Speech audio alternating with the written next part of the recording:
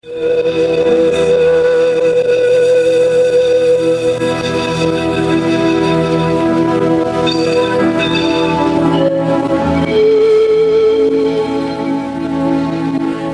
horário, a emissora da Fraternidade Rádio Rio de Janeiro oferta ao seu coração mais um programa Culto Cristão no Ar.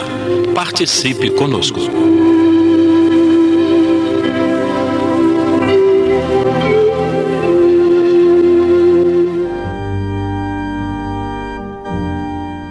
Olá, ouvintes da nossa querida Rádio Rio de Janeiro. Estamos aqui mais uma vez iniciando o nosso culto cristão no ar. Primeiramente, gostaríamos de dar o recado que no dia 10 de dezembro, que vai ocorrer o feirão da Rádio Rio de Janeiro, lá no Centrinho, no Pé Pequeno, mas só para dizer que nós vamos estar lá também. E vamos ficar muito felizes daqueles ouvintes que chegarem lá e falarem que ouvem o nosso programa, tá? É muito bom a gente poder conhecer aquelas pessoas que estão em suas casas e nos acompanhando, e acompanhando os outros programas também da rádio, que é a doutrina espírita chegando nos lares, né? Então, dia 10 de dezembro, estaremos lá no Feirão da Rádio, com muita alegria, conversando com aqueles que lá estiverem, né? Hoje, aqui no programa, estou participando eu e Jane, minha esposa, meu pai, e a nossa querida Rosana, que fará a leitura da nossa página inicial. No programa de hoje, vamos ouvir do Livro da Esperança, a página intitulada Pensamento Espírita. E ela nos diz assim: se te propões colaborar no apostolado libertador do Espiritismo, auxilie o pensamento espírita a transitar, dando-lhe passagem através de ti mesmo. Prevalece-te dos títulos honrosos que o mundo te reservou, agindo conforme as sugestões que o pensamento espírita te oferece, demonstrando que a ilustração acadêmica ou o mandato de autoridade são instrumentos para benefício de todos e não recurso ao levantamento de qualquer aristocracia da opressão pela inteligência.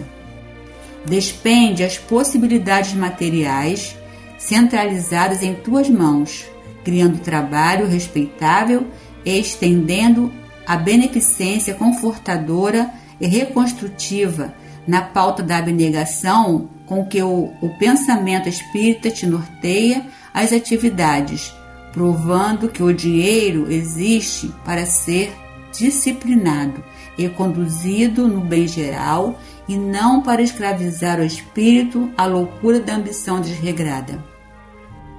Usa a independência digna que o pensamento espírita te dá por intermédio do dever retamente cumprido, patenteando à frente dos outros que é possível pensar livremente, com o jugo dos preconceitos, embora respeitando a condição dos semelhantes que ainda precisam destes mesmos preconceitos para viver. Fala e escreve, age e trabalha, quanto possível, pela expansão do pensamento espírita. No entanto, para que o pensamento espírita produza frutos de alegria e concórdia, renovação e esclarecimento, é necessário vivas de acordo com as verdades que ele te ensina. A cada minuto surge alguém que te pede socorro para o frio da própria alma. Contudo, para que transmitas o calor do pensamento espírita, é imperioso esteja vibrando dentro dele. Diante da sombra, não adianta ligar o fio da tomada sem força, nem pedir luz em candeia morta. Por Emmanuel Francisco Cândido Xavier. Senhor Jesus, Mestre de nossas vidas, aqui estamos mais uma vez no início deste momento de reflexão e oração. Abençoa, Senhor, cada lar que nos acompanha, cada família, cada necessidade que temos de melhoria física, espiritual, de equilíbrio, de discernimento nas nossas escolhas. Fica com cada um que nos acompanha, com cada um daqueles que também estão em nossos pensamentos, nossos entes queridos, nossos parentes, próximos ou distantes, que também sejam amparados. Obrigado por tudo, Senhor, por essa oportunidade. Permaneça conosco durante esses momentos do programa. Que assim seja. Então hoje nós vamos iniciar o capítulo 26, estamos chegando quase ao finalzinho do livro, né? Capítulo 26, cujo título é Dai gratuitamente o que gratuitamente recebestes. E hoje nós vamos estudar 2 subitens, que é o dom de curar, e depois falar sobre as preces pagas. Então começa aqui o capítulo 26 com uma passagem registrada por Mateus no seu capítulo 10, versículo 8. Então está escrito o seguinte lá no Evangelho: restitui a saúde aos doentes, ressuscitai os mortos, curai os leprosos, expulsai os demônios, dai de graça o que gratuitamente haveis recebido. Então isso foi uma recomendação de Jesus, né? E sobre o assunto, o comentário de Kardec é bem pequenininho, né? Então o codificador diz o seguinte: dai gratuitamente o que gratuitamente haveis recebido, de Jesus a seus discípulos. Com essa recomendação, prescreve que ninguém se faça pagar daquilo que nada pagou. Ora, o que eles haviam recebido gratuitamente era a faculdade de curar os doentes e de expulsar demônios, quer dizer, processo de desobsessão, isto é, os maus espíritos. Esse dom Deus lhe deu gratuitamente para alívio dos que sofrem e como meio de propagação da fé. Jesus, pois, recomendava-lhes que não fizessem dele objeto de comércio, nem de especulação, nem meio de vida.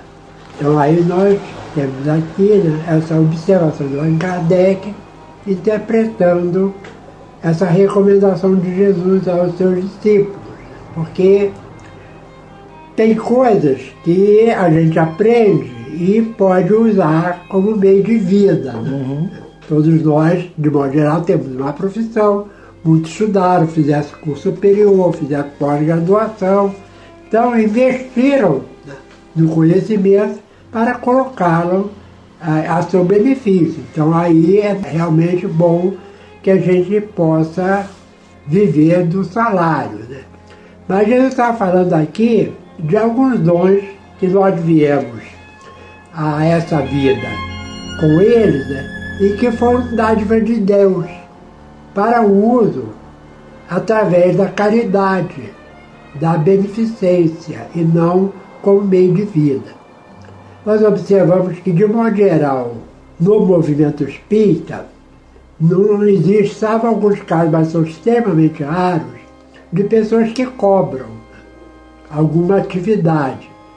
Mas, de um modo geral, a sociedade espírita vive, por isso que ela é chamada atualmente, é o termo jurídico, né? Que é de uma associação, porque ela é formada por sócios.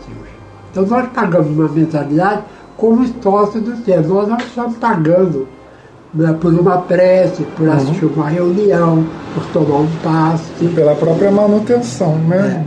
Pagar a conta de luz, que tudo isso é necessário. Exatamente. Então essas contribuições espontâneas, ou, né, através de eventos que às vezes a instituição promove, um almoço fraterno, uma festa, assim, uma taxa de arte, né? Como o João falou, é para pagar aquilo que é consumido pela própria instituição, que é água, né? A luz, a gente também tem que manter a casa, né? Asseada. Então tudo isso é uma despesa. Mas por aquilo que o centro oferece aos seus frequentadores, isso não é pago, tudo é de graça. Então isso aqui, graças a Deus, a gente tem esse princípio, né? O senhor falou aqui da questão da nossa profissão, né? Tem coisas que a gente investe e aí tem o direito de cobrar, até porque nós precisamos ganhar a vida. Mas muitos de nós, espíritas, às vezes até oferecemos o nosso trabalho profissional de forma voluntária, né? Não só na casa espírita, mas na sociedade. Nós tiramos algumas horas do nosso dia ou da nossa semana, fora daquele nosso horário de trabalho remunerado, para fazer aquilo que a gente aprendeu a fazer profissionalmente de uma forma voluntária também, né? E não só pessoas religiosas, muitas pessoas já começam a perceber que o trabalho voluntário faz com que a gente seja mais feliz, que a gente ganhe uma satisfação que às vezes o salário não paga. E aí a gente vê as pessoas fazendo o bem, dando de graça aquilo até que elas pagaram para conseguir.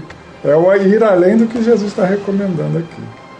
Só lembrar que quando eu leio esse capítulo, esse início, né, eu me lembro de um fato que aconteceu com a minha esposa, com a Eni, e muitos, né, ouviram bastante tempo ela também participando desse programa, porque certa feita um jovem lá da mocidade se formou, foi em psicologia, e tinha uma pessoa que estava com um problema, que era uma das pessoas que a centro ajudava, né, e aí ele perguntou se ele poderia ajudar, conversar com a pessoa, né.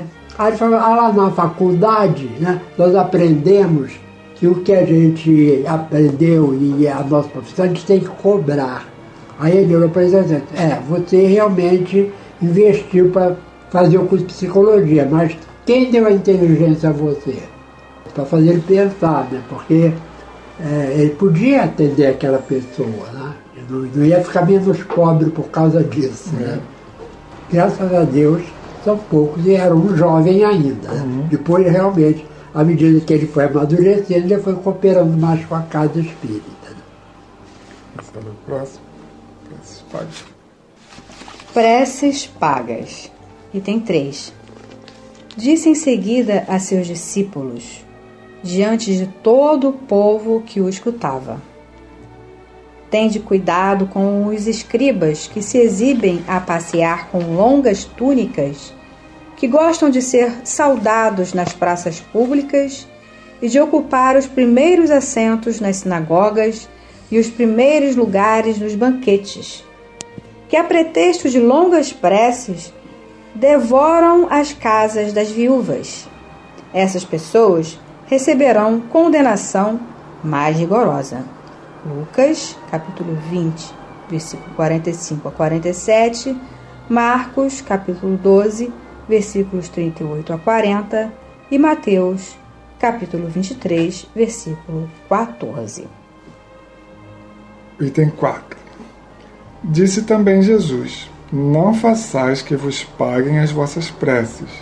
Não façais como os escribas que, a pretexto de longas preces, devoram as casas das viúvas, isto é, abocanham as fortunas. A prece é ato de caridade, é um arroubo do coração. Cobrar alguém que se dirige a Deus por outrem é transformar-se em intermediário assalariado. A prece, então, fica sendo uma fórmula cujo cumprimento se proporciona a soma que custe. Ora, uma de duas: ou Deus mede ou não mede as suas graças pelo número das palavras. Se essas forem necessárias em grande número, por que dizê-las poucas ou quase nenhumas por aqueles que não pode pagar? É falta de caridade. Se uma só basta, é inútil dizê-las em excesso. Por que então cobrá-las? É prevaricação. Primeiramente, a gente analisa aqui a questão do número de palavras que tem uma prece, né? E a prece que Jesus ensinou para a gente, o Pai Nosso, não é uma prece grande, né? É uma prece reduzida, que a gente faz em alguns, talvez em menos de um minuto. Menos de um minuto. Eu já cronometrei, falando ela assim pausadamente, dá 50 e poucos segundos. Então não é a quantidade de palavras que traz a eficácia da prece, mas é o nosso sentimento, né? E depois, com relação o mais grave, que é cobrar sobre isso, e cobrar sobre a quantidade de palavras que são ditas, né? Como se tivesse uma tabelinha aí. Não, se eu fizer uma prece com tantas palavras, é tantos reais, né? Não é dessa forma que a gente vai fazer com que aquela prece tenha eficácia, né? Porque provavelmente ali não tem sentimento nenhum naquele ato de orar, né? E é importante também te lembrar que tem pessoas que não cobram, né? Mas aceita alguns mimos, né? A pessoa fica agradecida, né? Aí faz alguma coisa e dá para a pessoa como presente, né? Então a gente tem que ter muito cuidado, porque isso aconteceu uma vez assim, tá? Tudo bem, mas não que isso se torne uma coisa comum na vida das pessoas, né? Que fazem prece, né? Porque qualquer coisa voltada para a religião, ela deve ser sempre feita por amor. E o amor, ele não envolve nenhuma importância a não ser, né, o retorno que a gente tem através do próprio amor. Né? Quem ama muito recebe amor de volta. Né? Então, a única troca que acontece é essa. Tem ainda um outro ensinamento nessa frase de Jesus, no finalzinho dela, que diz: essas pessoas que cobram essas preces, né, receberão condenação mais rigorosa, que é uma das leis de Deus, que a cada um será cobrado segundo o seu conhecimento. Então, quanto mais conhecimento das leis divinas nós temos, mais responsabilidade. E quando falhamos, maior também é a nossa cobrança. Porque aqueles sacerdotes, eles já têm um conhecimento da lei divina maior do que a pessoa que está pedindo a prece, né? Que muitas vezes está sendo muito mais sincera do que ele. Então, por isso, essa condenação mais rigorosa. Ele diz aqui que isso aí é falta de caridade. Né? Então é importante que ele tenha isso em mente. Aí continua aqui o comentário de Kardec. Deus não vende os benefícios que concede. Como, pois, um que não é sequer o distribuidor deles, que não pode garantir a sua obtenção, cobraria um pedido que talvez nenhum resultado produza. Porque muitas vezes a pessoa quer uma prece, porque, por exemplo, uma mulher procura alguém que faz uma prece para mim que meu marido voltar que ele deixou o lar. Né? Quem é que garante que com a prece o marido vai retornar ao lar? Né? Então é uma hipótese, né? Apenas. Né? Então, e se retornar, só que ele vai ser bom, né? Exatamente, se retornar. Então não é possível que Deus subordine um ato de clemência, de bondade ou de justiça que da sua misericórdia solicite a uma soma em dinheiro. Do contrário, se a soma não fosse paga ou fosse insuficiente, a justiça, a bondade e a clemência de Deus ficaria em suspenso. Quer dizer, só aconteceria, né, se houvesse o pagamento. Né? Então, é isso que Kardec quer dizer. E a gente tem visto que, infelizmente, tem pessoas que vieram, por exemplo, com o dom da mediunidade e usam esse dom para ganhar dinheiro, como se fosse uma profissão. Né? Tem muitos casos aí ainda acontecendo assim. Né? São pessoas que, inclusive, enganam às vezes os outros, porque, como eu falei anteriormente, quem é que garante que essa pessoa tem o poder de resolver um problema né, que está ali sendo colocado para ela resolver? A razão, o bom senso e a lógica dizem ser impossível que Deus, a perfeição absoluta, delegue a criaturas imperfeitas o direito de estabelecer preço para a sua justiça. Só queria lembrar que em alguns países da Europa, os médiuns iam aos hospitais dar passe nos doentes e cobravam. Só que lá na Europa, o espiritismo é pouco difundido e eles viam o médium como um profissional com um dom que era a questão do magnetismo. Né? Já era mais chamado de magnetizador do que de médiums. Né? Então, acontecia isso, mas atualmente eu não sei se continua, porque inclusive havia. Aqui no Brasil isso não é permitido, mas lá, inclusive, os hospitais deixavam a pessoa entrar, né? Os médios tinham transe livre nos hospitais. Né? Mas isso é um país da Europa, que é um país extremamente materialista, como eu falei. Né? O médium não era um religioso, era um profissional do magnetismo. Muitas vezes eles usam lá o termo mais paranormal do que médium, né? São os paranormais. Então termina aqui dizendo: a justiça de Deus é como o sol, existe para todos. para o pobre como para o rico, pois que se considera imoral traficar com as graças de um soberano da terra, poder-se-á ter por lícito o comércio com as coisas do soberano do universo. Então a gente vê que se a gente não podia agir em termos financeiros em nome de um soberano da terra, ainda mais em nome de Deus, né? Que é o soberano do universo, como ele diz aqui. As preces pagas têm ainda outro inconveniente. Aquele que as compra se julga, na maioria das vezes, dispensado de orar ele próprio, já que se considera quite desde que deu o seu dinheiro. Sabe-se que os espíritos são tocados pelo fervor do pensamento de quem se interessa por eles. Qual pode ser o fervor daquele que incumbe um terceiro do encargo de orar por ele mediante paga? Qual o fervor desse terceiro quando delega o seu mandato a outro, este a outro e assim por diante? Não será reduzir a eficácia da prece ao valor de uma moeda corrente? Isso é muito mais comum, às vezes até sem o fator paga no meio, né? Que a pessoa fala assim pra gente, você vai lá no centro, coloca o nome de fulano pra mim, eu coloco o meu nome lá pra mim, né? Por que a pessoa não vai ela própria na casa espírita e mentaliza? Não faz... Aí, tudo bem, como dia que ela não possa ir, né? A gente vai sim colocar o nome, mas a gente pede que ela busque também fazer a sua própria oração, né? Porque o que sai do nosso coração é o que realmente tem aquela sinceridade, né? Isso acontece realmente com muita frequência. As pessoas chegam lá, entram no centro, né? Pode orar por mim, né? Aí coloca o nome, né? E em vez de ficar na reunião, vai embora, né? Então, as coisas não acontecem aqui, né? A pessoa é que tem que procurar a ajuda e a mesma coisa é a pessoa fosse ao médico, né? O médico passou uma receita, o remédio, aí ele pede outro para comprar e diz, toma para mim, né? Toma remédio por mim. Mas isso não inviabiliza que as pessoas coloquem um nome, né, para oração nas reuniões públicas, né? Isso é um reforço, né? É válido colocar o nome para prece nas reuniões públicas. O que nós estamos falando realmente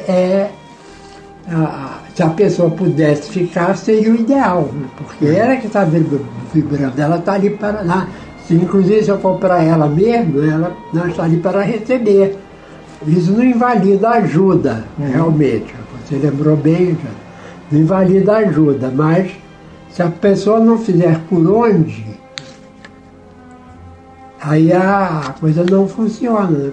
A gente observa que muitas pessoas, às vezes, até são beneficiadas e depois cometem o mesmo equívoco daquele que foi pedido anteriormente para ser resolvido, né? Então, é isso que a gente está falando aqui, né? A pessoa fazer a sua parte, né?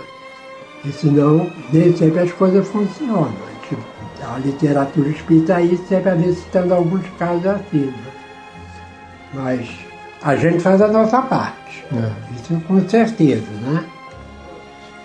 Então, leremos agora do livro O Evangelho em Poesias, segundo o Espiritismo, da autoria Giovanni Zali, Paraná, o poema Preces Pagas. Peça com todo alento, creia por si com vigor, só o seu sentimento acalmará sua dor. São palavras ao vento, pagar por louvor, se vão ao relento, pois carecem de amor. Força no pensamento, está em você o fervor, a fé naquele momento que se pede ao Senhor. E assim, Jesus, divino e amorável Mestre, que estamos encerrando o programa de hoje, graças a Ti, aos bons Espíritos que sempre nos ajudam, e permita que todos os lares sintonizados conosco recebam também a Tua graça, a Tua misericórdia, que os enfermos, os mais idosos, possam ser abençoados por Ti, a fim de que possam continuar a sua jornada aqui na Terra. Obrigado por tudo, querido Mestre, que a Tua paz possa envolver não só os lares, mas todo o nosso planeta, nesses dias difíceis porque estamos passando.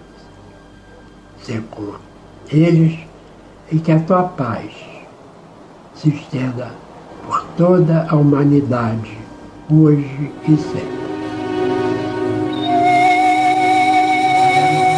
Este foi mais um programa Culto Cristão no Ar, que ofertamos ao seu coração pelas ondas amigas da Rádio Rio de Janeiro.